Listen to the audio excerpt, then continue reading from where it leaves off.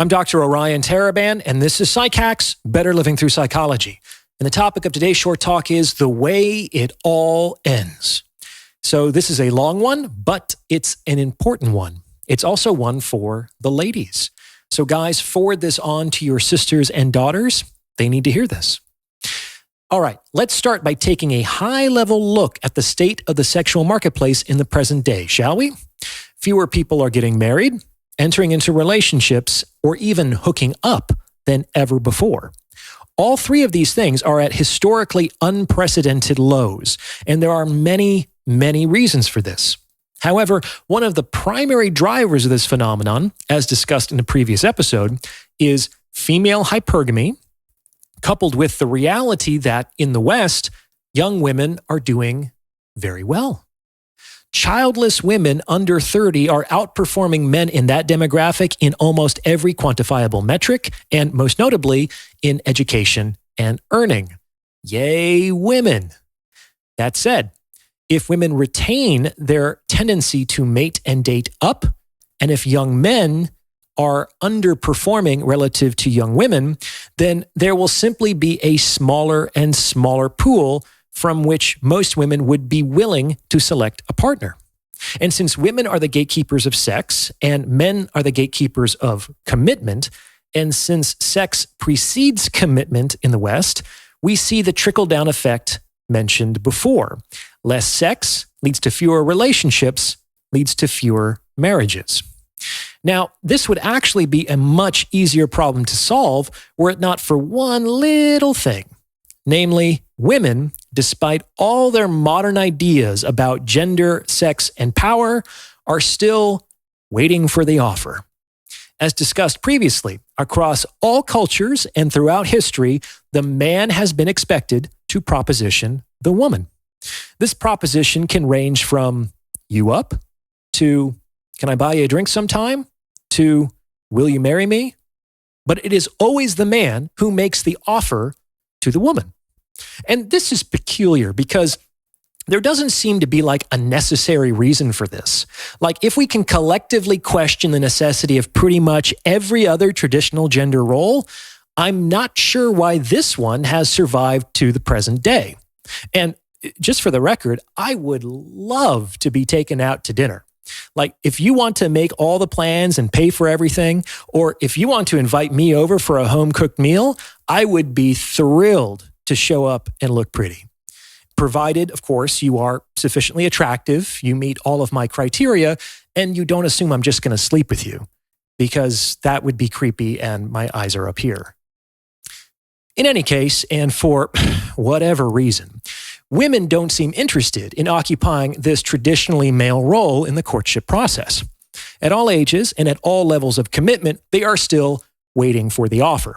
Now, on the surface, this doesn't seem to cause too many problems for women in their 20s. The offers might be coming in hard and fast, and it may reasonably seem like it's only a matter of time before an even better offer comes in, and they'll accept when they're ready. However, this attitude, while understandable, leads to a number of fairly predictable downstream consequences. This is because the game changes at 30.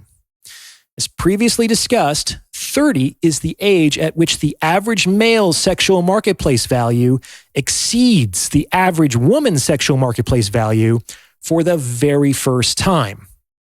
And since men are presumably expected to make the same ultimate offer, namely marriage or a lifetime of commitment, protection, and provision, to a woman in her 20s as to a woman in her 30s or beyond, and since women's sexual marketplace value decreases across the same timeline, all other things being equal, the same offer becomes increasingly expensive as the woman ages. I'll say that again in a slightly different way. Since the offer is the same, but a woman's sexual marketplace value decreases as she ages, the same offer becomes increasingly expensive as a function of time.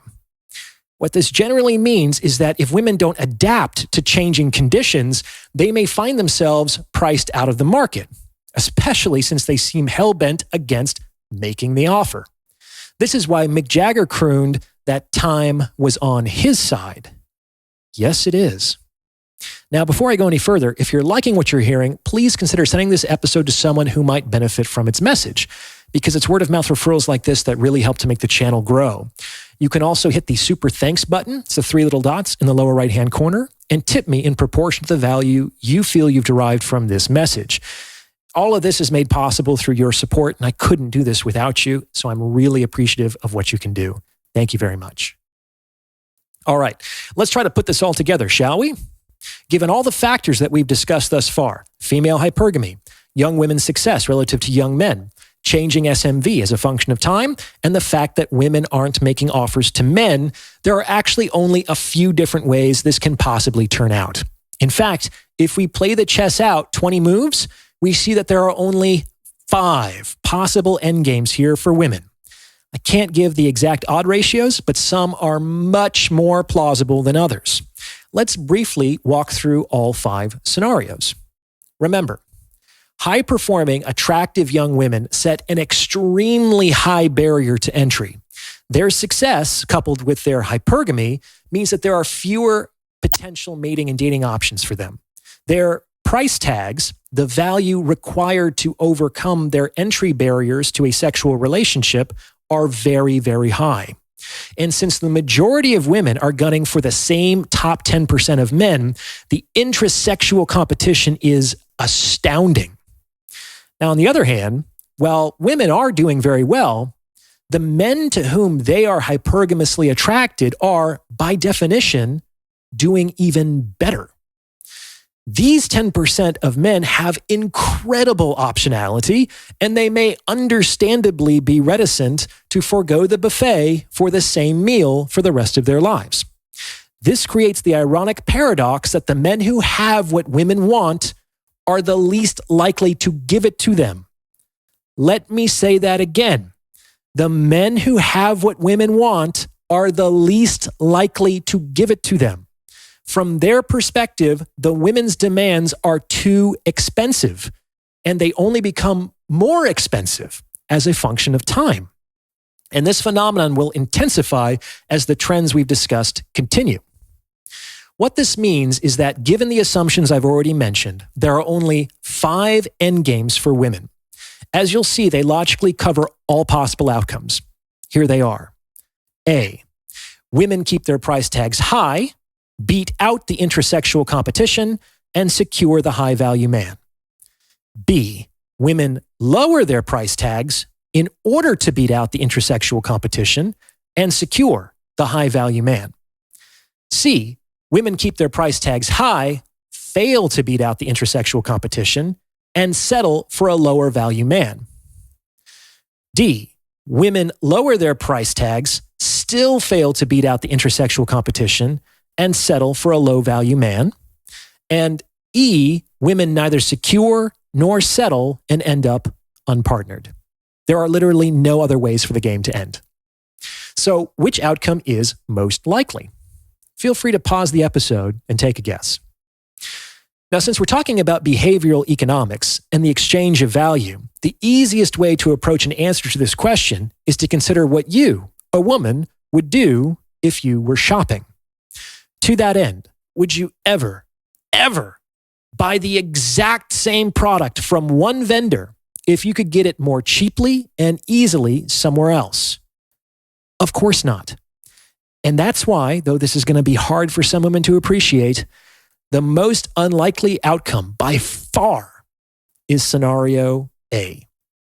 Keeping your price tag high with men who are awash in optionality ain't going to lead to a sale. That said, do you sometimes pay much more for a product from one vendor, even though you could get a similar product more cheaply and easily elsewhere? You do. Almost every woman I know owns a designer bag, which is a sack to hold things. You don't need to spend thousands of dollars on a sack, but you do need to spend thousands of dollars on a Versace sack. Now, Versace can charge thousands of dollars for a sack because they have demonstrated proof that women will pay thousands of dollars. They can beat out all the other sacks. They are the 1% of sacks. And a woman needs to be a 1% woman to have a Versace price tag. By definition, most women are not 1% women. They will lose to the intrasexual competition for the top 10% of men if they keep their price tags high. This is not because these men can't afford the price tag, but because, like you, they are not going to spend more than they need to for the exact same product. So scenario A is the least likely. It only happens about 1% of the time. Next, appreciate the fact that even if every one of these top 10% of men wanted to get married and settle down, and they definitely don't, that would mean, by definition, a maximum of only 10% of women could possibly end up with one of these high-value men. And since 1% of women end up in scenario A, and since roughly 1/3 of the remaining men in this category, by a conservative estimation, will be uninterested in settling down at any one time, this means that about 6% of women can possibly end up in scenario B, making it the second least likely outcome. And of course, the cost of securing this outcome is women lowering their price tags. Women, are you more likely to buy the Versace sack at full retail or when it's on sale? Even if you could afford the full retail, wouldn't you be more motivated to act by the discount? Of course you would, because that's rational. And if Versace wants to reach a clientele that would otherwise be priced out of its regular product, that is exactly what Versace needs to do. Excellent. We've covered the first two options, and there are still 93% of women left unaccounted for. Where are they going to go? Well, since we know that 25% of women are unmarried at 40, a figure that's increased a whopping 25% in just the last 10 years, and 7% of women end up in the first two categories, that means that about 2/3 of women will face endgames C and D. And since my impression is that women, reproductive window notwithstanding, would genuinely and understandably prefer to remain unpartnered than resign themselves to a less desirable relationship with a lower value man, I don't think there's an equal split here. That said, the desire for children and commitment can be very powerful in women, especially as they age, so there is a split to be made. My hunch is that about 15% of women end up in scenario D. They lower their price tags, still fail to beat out the intersexual competition, and settle for a lower value man, making it the third least likely outcome. And these women typically end up here out of pressured necessity. Women, would you ever pay $20 for a mediocre sandwich? Probably, if you were at the airport and you didn't plan properly. In this scenario, the prospect of going 12 hours without food is more distasteful than being gouged for a disappointing meal. You will be willing to pay more for less if the prospect of going entirely without is more painful. Seen from the opposite perspective, this is why producers who create on a regular cadence, everyone from car manufacturers to fashion designers to local bakeries, radically discount their products right before the newer, fresher products are released. This is designed to capture customers who, for whatever reason, are unwilling or unable to wait just a little bit longer for a better option, hence pressured necessity.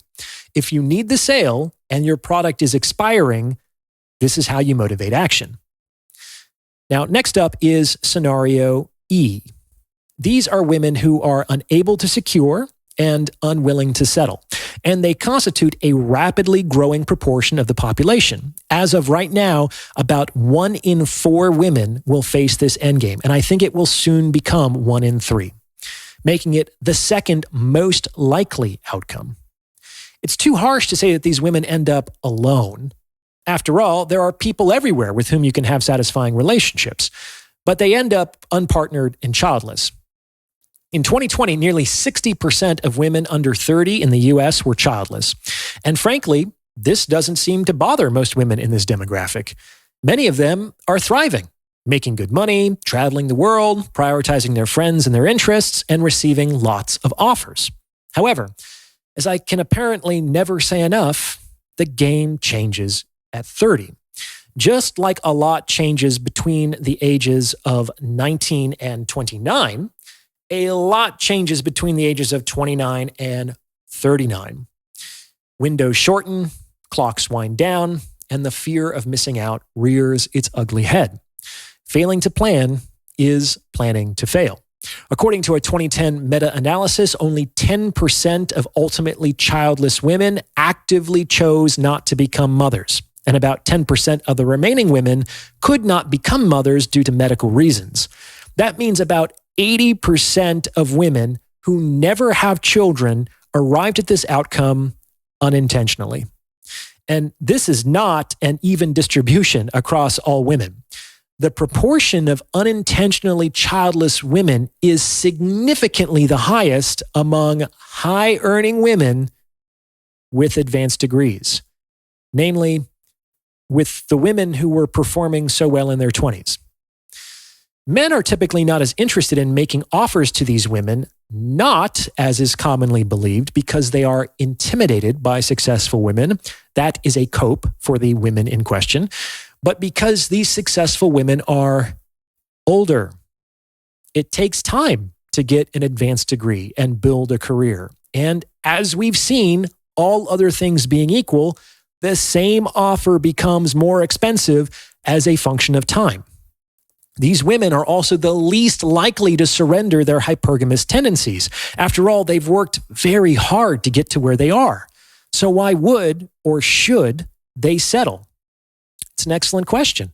However, the upshot here is that these women tend to price themselves out of the market more frequently than their less educated, lower earning, and younger competition. And that leaves scenario C. Since these 5 endgames cover all the mutually exclusive outcomes, we can estimate that 53%, or roughly half, of all women will end up with lower value men willing to pay a higher price tag.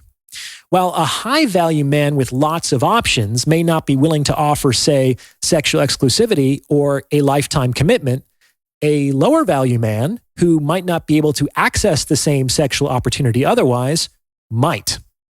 These men must offer more to compensate for their lower attractiveness. This means that most women end up with the relationship they want, but not with the man they would prefer. And this is what leads to a lot of low-grade marital dysfunction. As Chris Rock put it, the number one reason why your woman's always mad is because you ain't her first choice. Link below. Not all women can afford a Versace sack, but that typically doesn't stop them from wanting one. And this can make them envious and unhappy, especially if they're scrolling. On the other hand, some women can successfully resolve this dissonance by making a virtue out of a necessity, which, all things being equal, is actually a very useful reframe. That is, rather than focus on the sack they wanted but couldn't afford, they recast the knockoff they bought at a significant discount as just as good. After all, the knockoff sack can hold at least as much as the Versace sack, and it may even be the more practical accessory for most occasions. So what's the upshot? At the end of the day, most women will end up with a perfectly serviceable option. So there's no need to give in to panic or dread. So this is the approximate distribution of endgame likelihood when we look 20 moves ahead. And this distribution hinges on women's continued reticence to make the offer, whether it's for a date or for a lifetime of provision. The game will change significantly if and when they cross that threshold, but this is how it roughly looks under the current state of play. Just keep in mind that these are kind of ideal odds ratios. They skew more disadvantageously to the women as the years go by. For most women, they will never have a better chance of securing the relationship they want with the man they prefer than today. This has been Real Talk with PsycHacks. What do you think? Let me know in the comments below. And if you've gotten this far, you might as well like this episode and subscribe to this channel. You may also consider becoming a channel member with perks like priority review of comments or booking a paid consultation. As always, thank you for listening.